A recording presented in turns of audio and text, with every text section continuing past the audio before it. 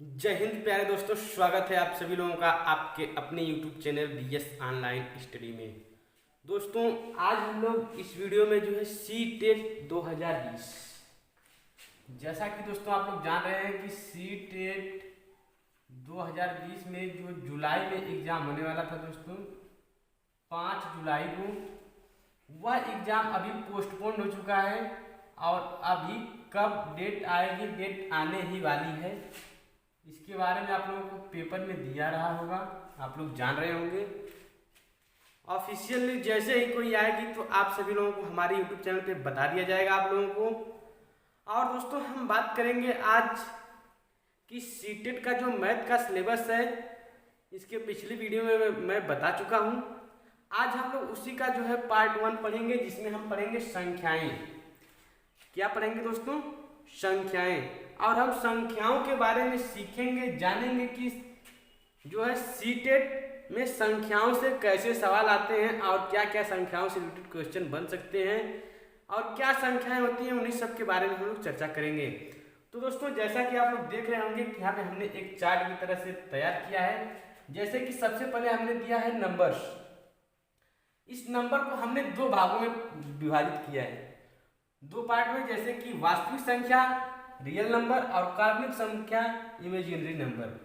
उसके बाद दोस्तों, हम वास्तविक संख्याओं को दो पार्ट में विभाजित किए हैं, एक परिमेय संख्या यानी रेशनल नंबर और अपरिमेय यानी इरेशनल नंबर। उसके बाद दोस्तों, आप सभी लोग देखेंगे कि परिमेय संख्याओं का हमने 3 पार्ट किया हुआ है।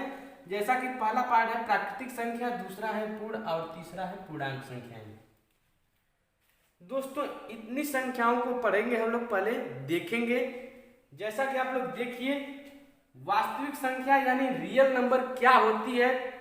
तो रियल नंबर आप सभी लोग दोस्तों जानते होंगे कि वे संख्याएं, रियल नंबर यानी वास्तविक संख्याएं वे संख्याएं होती हैं जो वास्तव में किसी प्रश्न अथवा समीकरण को हल किया जाता है, तो वह जो है वास्तविक संख्याओं के अंतर्गत वे संख्याएं आती हैं।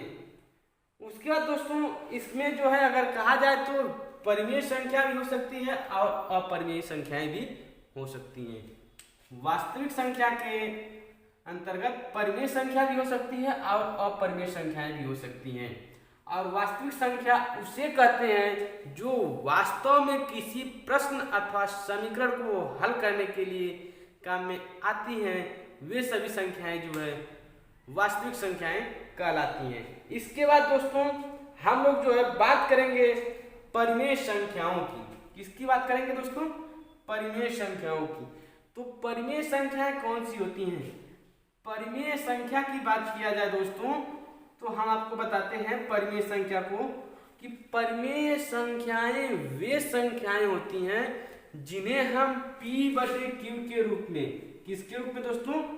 P/Q के रूप में लिख सकते हैं या दर्शा सकते हैं, जहां P और Q पूर्णांक संख्याएं हैं। कैसी संख्याएं दोस्तों? पूर्णांक संख्याएं हैं और Q नॉट इक्वल टू 0 है, यानी जो Q का मान होना चाहिए वह 0 के बराबर नहीं होना चाहिए। दोस्तों, उदाहरण के तौर पे आप समझना चाहें तो जैसे 5/1, 2/7, 8 कड़ी में 4, ये सभी जो संख्याएं हैं दोस्तों, वह परिमेय संख्याओं के अंतर्गत आएंगी। किसके अंतर्गत दोस्तों? तो परिमेय संख्याओं के अंतर्गत आएंगी। और हम लोग दोस्तों देखिए, यह नहीं है कि हम 5/0 कर देंगे तो यह भी परिमेय संख्या होगी।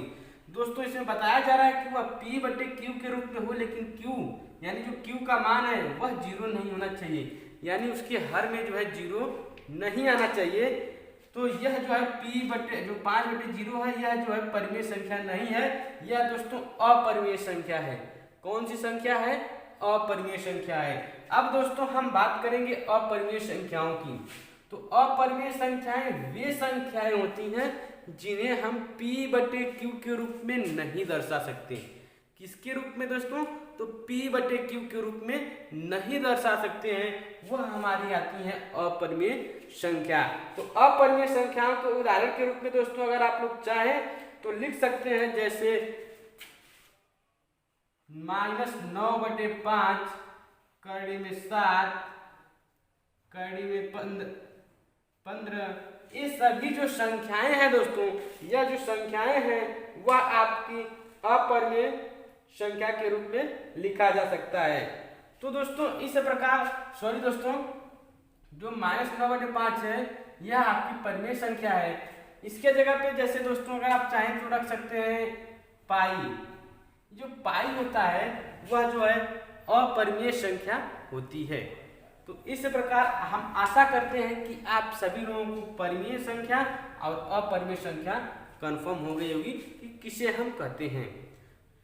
दोस्तों अब इसके बाद हम लोग जानेंगे कि प्राकृतिक संख्याएं क्या होती हैं। अब हम लोग जानेंगे कि प्राकृतिक संख्या यानी नेचुरल नंबर किसे कहते हैं।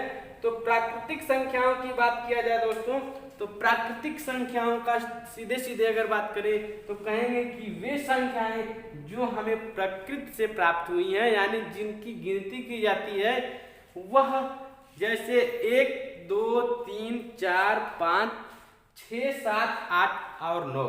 तो ये सभी जो संख्याएं हैं वह कौन सी संख्या है दोस्तों, नेचुरल नंबर है यानी प्राकृतिक संख्या है। तो प्राकृतिक संख्याओं के अंतर्गत हम लोग लिख सकते हैं जो है वह लिख सकते हैं कि 1 2 3 और 4 5 यानी 1 2 3 4 5 डॉट डॉट ऐसी संख्याएं जो है हमारी प्राकृतिक संख्या के अंतर्गत आती हैं। उसके बाद दोस्तों हम बात करेंगे पूर्ण संख्या की, यानी पूर्ण संख्या किसे कहते हैं। तो दोस्तों देखिए, जैसा कि आपको अभी हम बताएं कि प्राकृतिक संख्या जिनकी हम गिनती करते हैं। दोस्तों हमारे भारत देश के जो आर्यभट्ट एक वैज्ञानिक थे, उन्होंने शून्य का आविष्कार किया। इसका आविष्कार किया शून्य का। तो उन्होंने बताया कि जो अभी हमारी प्राकृतिक संख्या है वह पूरी नहीं है। जब उन्होंने शून्य का आविष्कार कर दिया तो शून्य को इन संख्याओं में शामिल कर दिया तो हमारी जो संख्या हो गई वह पूर्ण हो गई। तो प्राकृतिक संख्याओं में अगर हम शून्य को मिला दें तो वे सभी संख्याएं जो है पूर्ण संख्याएं कहलाती हैं। जैसे दोस्तों 1 2 3 4 5 6 7 8 9 और 0। तो ये संख्याएं जो है हमारी पूर्ण संख्याओं के अंतर्गत आती हैं। और अब उन्होंने बताया कि अगर हम शून्य को इसके साथ मिला लेंगे तो हम दुनिया की कोई भी संख्या को लिख सकते हैं। अब उसके बाद दोस्तों हम आप लोगों को बताएंगे पूर्णांक संख्याएं। तो पूर्णांक संख्याएं कौन सी होती हैं। तो पूर्णांक संख्याएं वे संख्याएं जिसमें धन पूर्णांक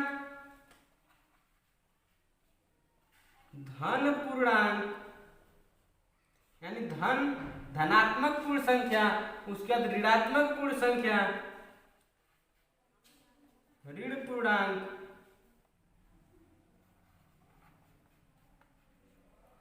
और शून्य। दोस्तों देखिए, पूर्णांक संख्याएं धन पूर्णांक, ऋण पूर्णांक और शून्य को अगर हम शामिल कर लें तो जो संख्याएं मिलती हैं वह हमारी आती हैं पूर्णांक संख्याओं के अंतर्गत। तो आप लोगों को आशा करता हूं कि संख्या अच्छी तरह से समझ में आ गई होगी। एक बार आप लोग चार्ट का चाहे तो स्क्रीनशॉट ले सकते हैं। उसके बाद दोस्तों देखिए, जैसे संख्याएं, तो संख्याओं को हम दो भागों में बांट सकते हैं, एक वास्तविक संख्या और एक काल्पनिक संख्या। अब वास्तविक संख्या के अंतर्गत परिमेय संख्या और अपरिमेय संख्या। हमने बताया परिमेय संख्याएं वे संख्या होती हैं जिन्हें हम p/q के रूप में लिखते हैं और q नॉट इक्वल टू 0 के बराबर होता है, नहीं होता है, तब वह जो है परिमेय संख्या कहलाती है। जैसे 5/1 एग्जाम्पल के रूप में दोस्तों हम लोग इसको लिखेंगे 5/1 2/7 8 और कड़ी में 4। उसके बाद दोस्तों हम लोग जानेंगे अपरिमेय संख्याएं। तो अपरिमेय संख्याएं वे संख्याएं होती हैं जिन्हें हम p/q के रूप में नहीं लिख सकते हैं, वह हमारी जो है अपरिमेय संख्या कहलाती है। अब परिमेय संख्याओं के अंतर्गत हम प्राकृतिक संख्या, पूर्ण और पूर्णांक संख्याओं को जानेंगे। तो प्राकृतिक संख्या जो हमें प्रकृति से प्राप्त हुई है उन्हें हम प्राकृतिक संख्या कहते हैं, जैसे 1 2 3 4 5। और पूर्ण संख्याओं में प्राकृतिक संख्या में अगर हम शून्य को मिला दें तो हमारी पूर्ण संख्या कहलाती है। और पूर्णांक संख्याओं के अंतर्गत धन पूर्णांक, ऋण पूर्णांक और शून्य को शामिल कर दिया जाता है। तो दोस्तों आशा करता हूं कि आप लोगों को वीडियो समझ में आ गई होगी। अगर दोस्तों आप लोगों को वीडियो पसंद आई हो तो वीडियो को लाइक करें और अपने सभी दोस्तों को ज़्यादा से ज़्यादा शेयर करें। तब तक मिलते हैं अगली वीडियो में, तब तक के लिए जय हिंद, वंदे मातरम।